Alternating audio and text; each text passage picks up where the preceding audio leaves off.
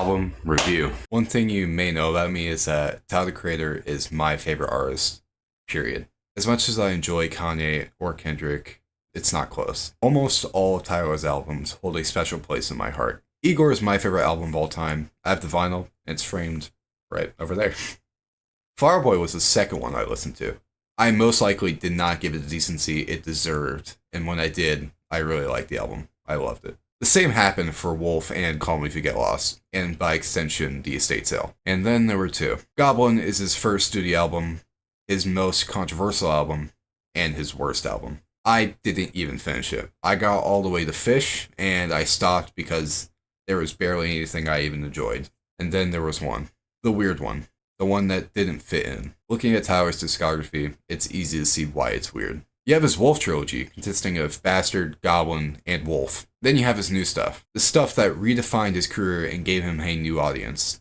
An annoying one, but a new one. And in between those two was Cherry Bomb. It actually kind of reminds me of Scaring the Hoes by JPEG Mafia and Danny Brown. It's filled with these incohesive and creative sounds that you will never hear anywhere else. And that's why I love it. People hated this album forever, and some still do. But sadly, most people forgot this album existed. My name currently is A Kid With A Mic, and I am one of the biggest Cherry Bomb defenders on YouTube. If you know my channel, you may know that I already made a video on Cherry Bomb, and that it isn't listed anymore. That's because it sucked. I'm here to take you through all the creative highs of this album, and the unfortunate lows. And without further ado, here's Cherry Bomb.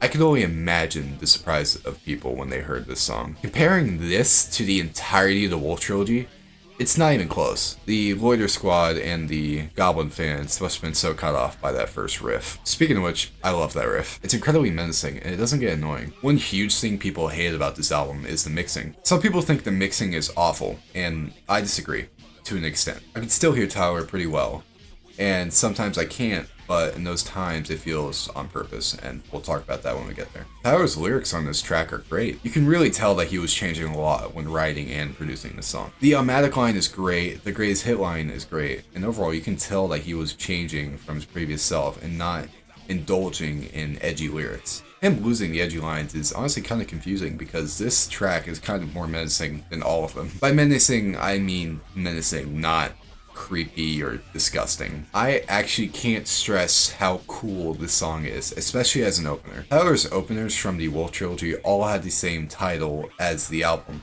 They kind of set up the story perfectly, honestly, and set the tone of the album. Flower Boy's opener tells us what is happening when we're moving forward, which is the name of the track. It also gives us the tone of the rest of Tyler's career. Igor's opener is literally perfect. It gives us this oh shit moment with that first synth, and you realize how insane and creative this project is going to be. Call Me If You Get Lost opener is confusing. If you count Sir Baudelaire as the opener, it's not bad, it does give us the tone of the album, but I tend to forget it. If you count Corso as the opener, it's great, and it really gives us a great vibe and tone for us the album. Death Camp is an amazing opener, and probably Tyler's second best. I think it perfectly shows how insane and creative this album is going to be. And we'll talk about that more. And then we get on to the next track, which is Buffalo.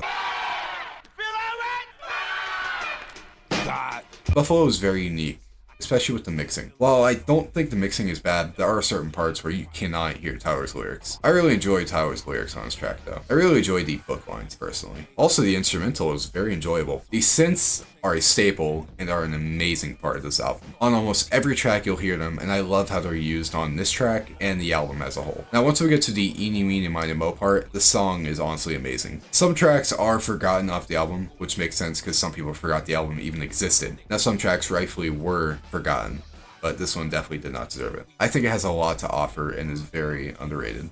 And same with the next track.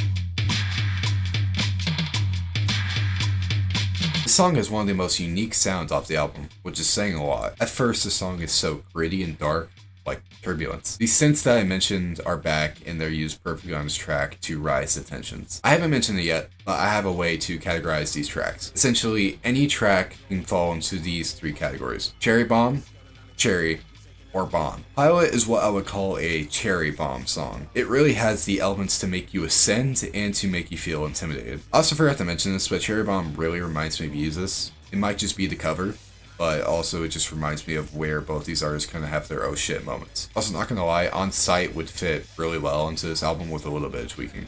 It would just more sense. But back to Pilot. I really want to talk about that turbulence. The track gives us time to stop the intensity and give us these beautiful melodies and harmonies. When the I don't want to crash part happens, you feel amazing. It really shows Tyler's thought process and how he wants to move on. This track isn't a personal favorite to me, but for some it is. And they are right in their decision. It's a great song.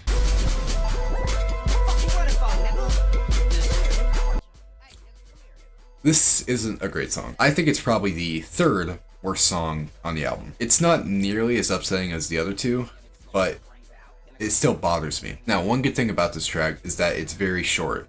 Not that I'm glad that it's short, so that way I don't have to experience it for long. It really knows how to bide its time. Also, it's very hyper-aggressive. But other than those two, it really doesn't have much else to offer. It's pretty much no replay value in an album that's incredibly interesting. And speaking of interesting,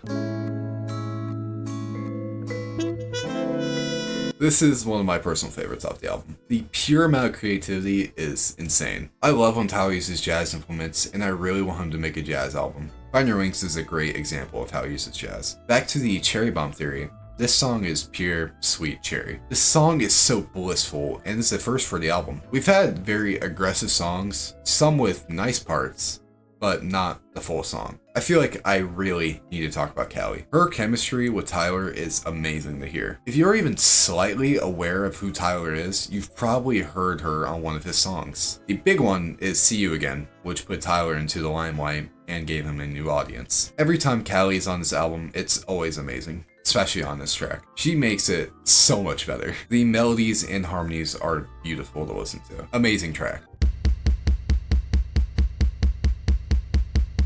Now we get to maybe the biggest tone shift I've ever seen in my life. Going from the beautiful melodies and harmonies that Find Your Wings is, the absolute monstrosity you're about to hear is amazing. This song is so much bass and noise. I once heard this song described as someone being in the middle of a nuclear bomb going off, and that is the perfect description. It starts off with an even more menacing guitar than Def Camp. Meanwhile, you're just in awe. This song really reminds me of Scary Nose a lot. Now, you may think that I'm negative about this song, but I'm really not. It's probably the most creative song off the album, which is saying a lot. The production is unlike anything I've ever heard. The amount of energy in this track is incredibly impressive. This song was absolutely hated when it came out, and it kind of still is. I could not agree less. I think the song is really interesting and a really cool experiment. People say it's bad because of the mixing, the bass, and how you can't even hear it. I think it was completely made on purpose like that. Also, it's just not as bad as people were saying.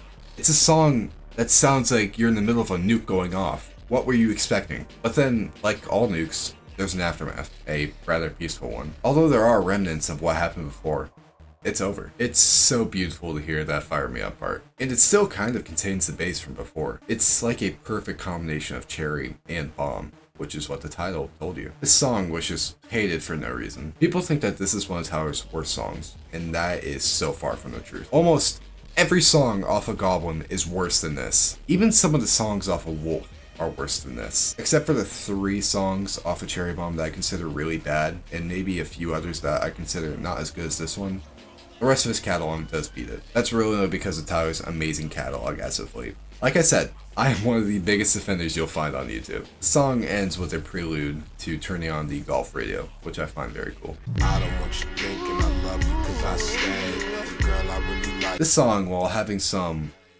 not very good lyrics, is still a vibe. One critique I do have for this song is that the mixing isn't great because I can't really hear Tyler a lot. But I'm okay with that because I really don't want to hear what he's saying. The first part is very fun and has some nice synths. It really just kind of gives you this vibe that you're just riding on the street, and it's really fun. Ironically, this song builds up over time and it really disgusts me. The feature is also very nice and adds a lot.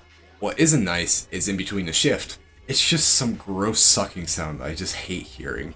The feature in the second half is actually very nice, and she appears a lot on the project. This song kind of feels like an afterthought, especially when you compare it to the song that's coming after this one. It's just kind of forgettable in an album that's full of completely unique and unforgettable tracks, whether that be good or bad.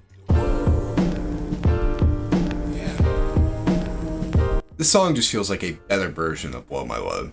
It's a lot more mellow with these cool chords and rising synths. along with the jazz implements again, which I love. In between the verses, we get this amazing saxophone riff and the feature vocalizing with it, and it's just beautiful. The lyrics are very catchy and really just put off this vibe that you can't forget.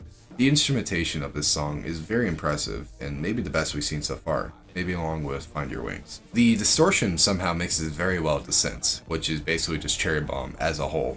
Of course, this song is definitely more of a Cherry song with how comfortable it is. This is actually among the more popular songs off the album. I know some people really do enjoy the song, and while I agree that it's great, it doesn't crack my top 5 for Cherry Bomb songs. The second verse is very enjoyable. The rhyme scheme and flow are very fun and interesting to follow.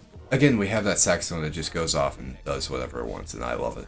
Halfway through, we get the transition to Hair Blows. While I enjoy the chorus of the song, the verse isn't great, but once the drum starts, I really start to enjoy it. With even more drums and percussion, I would have really liked the song. Good song overall. You the motherfucking man, huh? Oh, you be fucking bitches counting all the bands, huh? The song is also not great.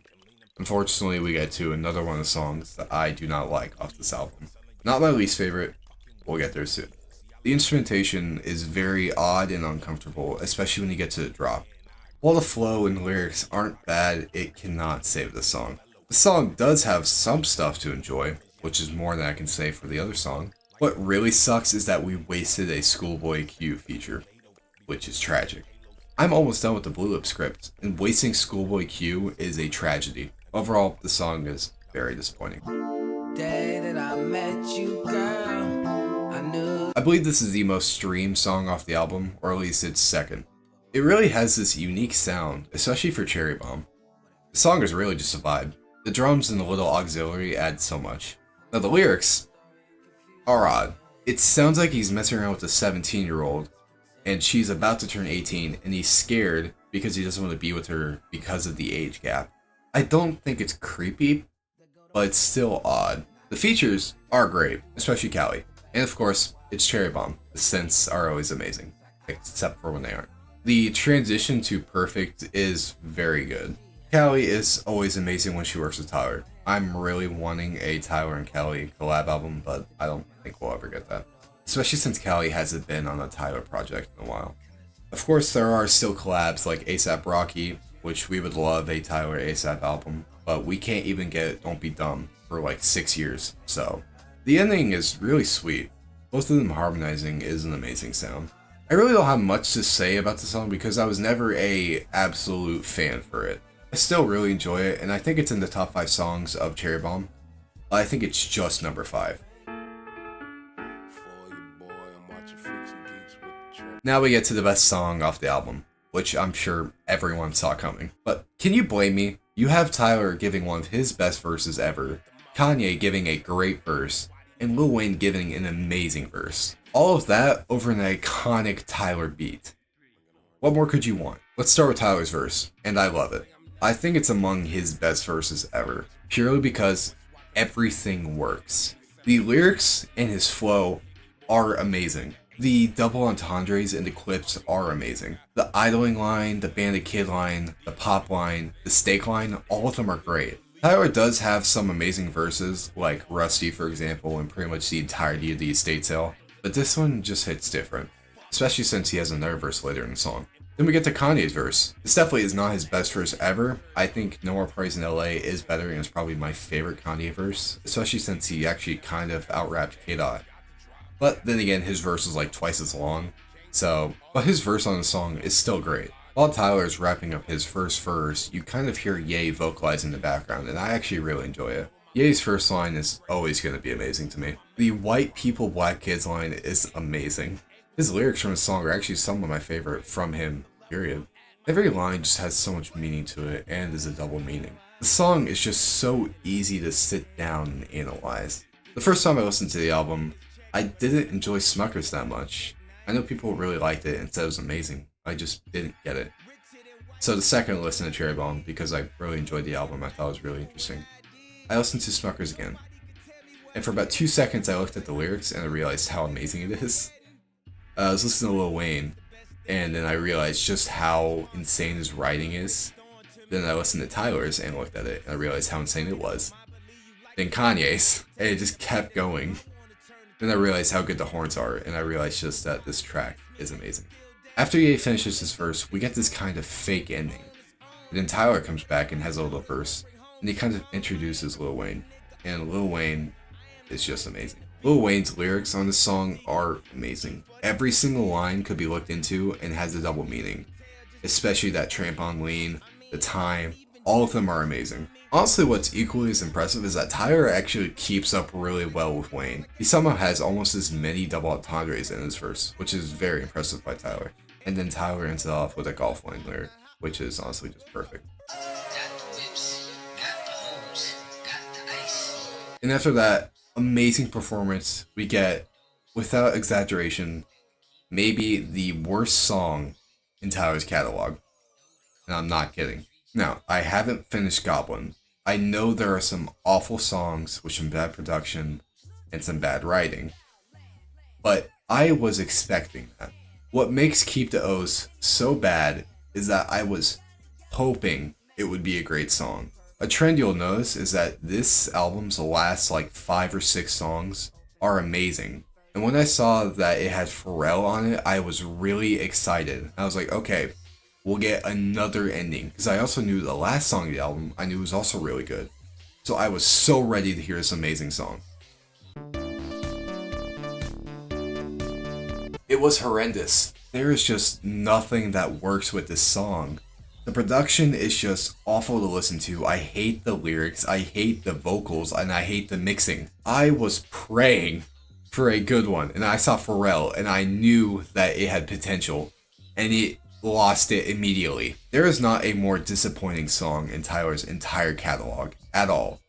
I think if this song wasn't on Cherry Bomb, this album would be way better, honestly, because having 2 bad songs while one of them is actually not that bad, it would be great, but, you know, one can dream. The song almost ruins the entire ending, which is amazing. This must be what people think Cherry Bomb actually sounds like.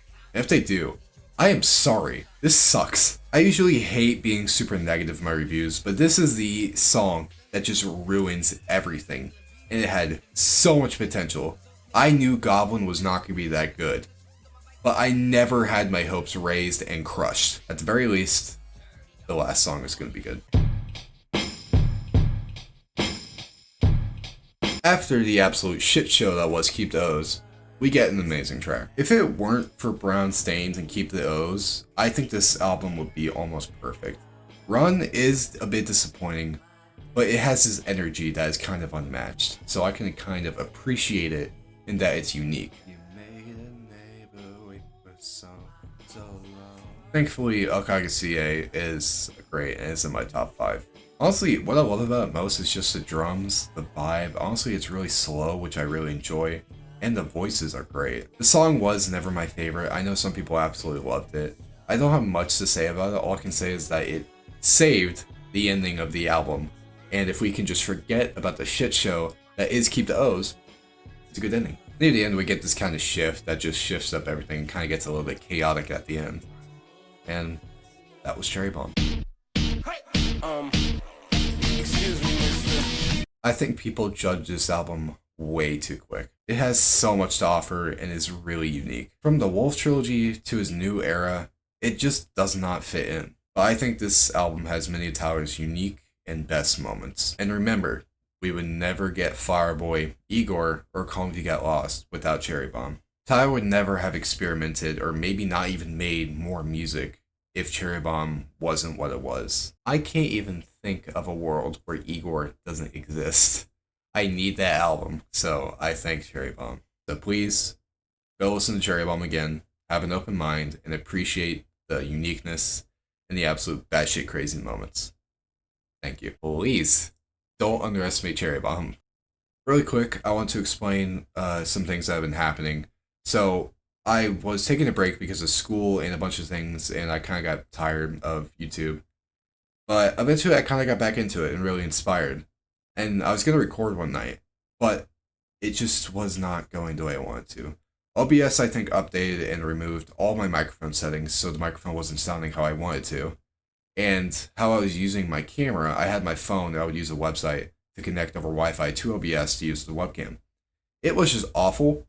I already struggled with editing it and having it just buffer over moments, and I would just miss it during um, recording. So I eventually just took a break and realized that I need to actually upgrade my equipment if I'm gonna want to do this for a long time. And so that's when I bought an Elgato Facecam. I did not buy a new mic. I think my mic is okay. I don't mind it. It sounds decent to the point where I can live with it, and I'm fine with it. It's still a Razer Sign Mini. I just had to adjust it. Then something you will notice though is that I am very bright, and my lights back there are on, and that's because I have key lights. So it's really nice. They really add a lot, and I think they're gonna be great. I think they're a great addition. I am very bright. It's kind of weird. I know it's a first, but it's gonna be fun. I really appreciate the channel. I'm glad I get to be doing this again because I really miss this, and I really miss enjoying talking to people and interacting with people, hearing their opinions. I love to hear people's opinions, and I feel like I need to hear your opinions because I love hearing what people talk about music. There are moments in this where there's not going to be any cuts because I go on a ramble about how much I enjoy this project. And I want to hear what project you guys enjoy, what projects you want me to review. I'm actually branching out a lot because I'm doing a Toxicity by System of a Down review. I mentioned that in a post on YouTube. I love that album. I'm about 2/3 or halfway into the script, and I think it's going to be a great one. It's going to be kind of a short one, but it's really diverse, and I want to move on from just doing rap. I want to do any kind of music I like. I want to be a review channel, a place where people go to think about what album they want to listen to. They hear about album, they're kind of interested in it, so they look it on YouTube, see what people think, and they find my channel a huge catalog of albums and reviews, just talking about what I think about the album and how good it is and why not you should listen to it. And that's it. I really appreciate everything. I love you guys so much. I'm glad I get to be doing this. I'm really glad I bought new equipment. These key lights were very cheap. They're like $20, and I really cheaped out on that, but it seems to be working great, and I really appreciate that. I love you guys. I will be back soon. I'm gonna edit this basically as much as I can. I don't have anything else to do. Just a little buffer. There's a tiny bit of buffering with the Elgato, but I can usually always see it. And it's very minute, and I'm okay with it, unlike the other one, which was awful. So, thank you guys. I'll try to get Cherry Bomb out by today, I believe, is Sunday, but 1 o'clock in the morning, so it's about Monday morning. So, I'll try to get out by Thursday at the latest, because I'm going to try editing this as fast as I can. Because I really want to show you guys what I've been doing, and I'm really happy. So, yeah. I'll see you guys different time, and I'll see you when Cherry Bomb comes out and when Toxicity gets recorded.